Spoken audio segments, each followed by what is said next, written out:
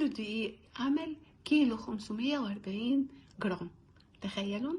يلا بينا نشوف عملنا ازاي. السلام عليكم. النهارده هنكمل الحاجه بتاعت البسكوت النواعم. البسكوت اللي هو المكنه، واللي عايز يحط نشادر يحط نشادر. انا هعمل هنا كيلو دقيق، كيلو دقيق بس يكون مخصص للكحك والبسكوت. وهعمل هنا ميكس بين الزبدة والسمنة.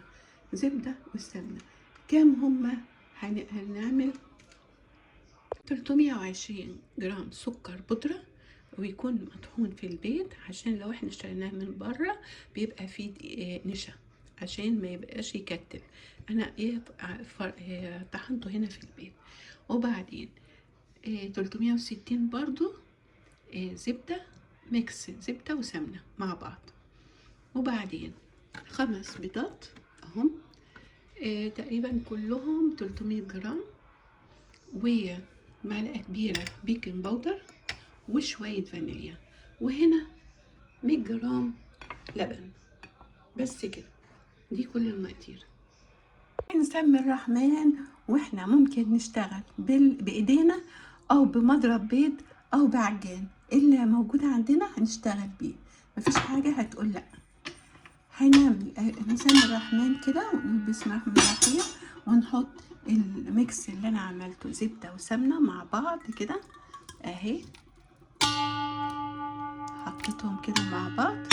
وبعدين هحط السكر البودرة، السكر البودرة كده، ونضربهم الاتنين مع بعض. بس كده.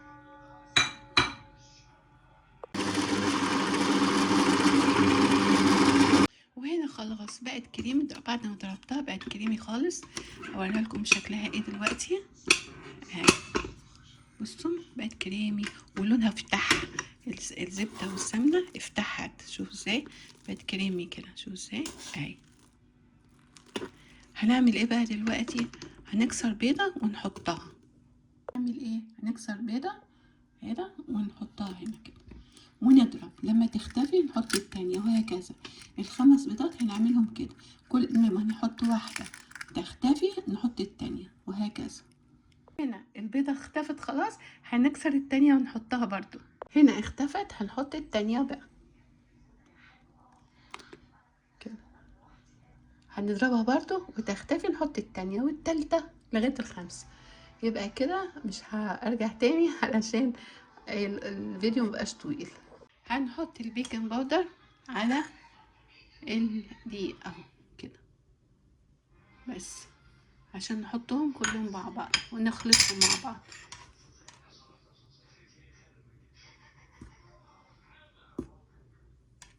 لما اختفى البيض خلاص وخلصنا الكمية، هنحط الدقيق شوية بشوية ونلف العجان. بس طبعا الاول نحط شوية الفانيليا. ننزل بالدقيق شوية بشوية مع ايه، مع الضرب. هرش كده شوية وبعدين اشغل شوية كده ونضرب كده اهو. بعدين نضرب ونحط الباقي شويه شويه. بعد ما حطيت الدقيق بصوا تلاقوا ايه، العجينه بقت ناشفه. بصوا بقت ازاي، حطيت الدقيق كله. بصوا تلاقي العجينه ناشفه. هقوم حاطه بقى هنا ايه، شويه اللبن اللي هما 100 جرام اهو. بسم الله الرحمن الرحيم، نسمي الرحمن كده ونحط اللبن اهو كده. هنحط اللبن بقى ونضرب بقى كده.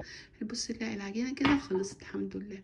هنضرب يا دوبك لفتين عشان ما تعملش عرق وخلاص. العجينه هنا بقت حلوه ازاي اهي. امسكها كده ما بتلزقش، بصوا مش بتلزق في الايد اهي. يبقى كده تمام. هي كده. على فكرة انا شلت 40 جرام من الدقيق، يعني ناقص، انا عملتهم ناقص، يعني نشيل منهم 40 دقيق. انا عندهم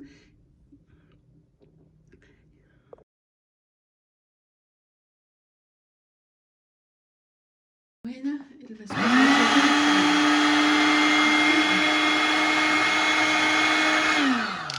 اهي اهي زي الفل. شوفوا نازله ازاي جميل. طبعا طبعا هسوي بعد كده كله يبقى سوا واحد.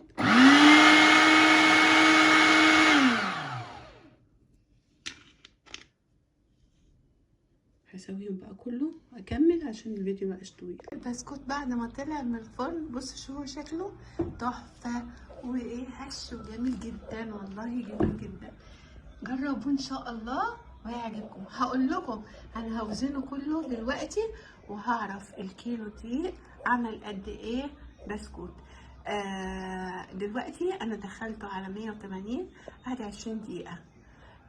الكاميرا مش عارفه مغمقه ليه الصوره، والله مش عارفه. ما تنسيش شير ولايك واشتراك في القناه عشان يوصلي كل ما هو جديد، وعشان تنوروني، ومستنيه تعليقاتكم اللي بتساعدني. وكل سنه وانتم طيبين، وتسلم ايديكم لما تعملوا حاجه النوعين، وعيد سعيد ان شاء الله.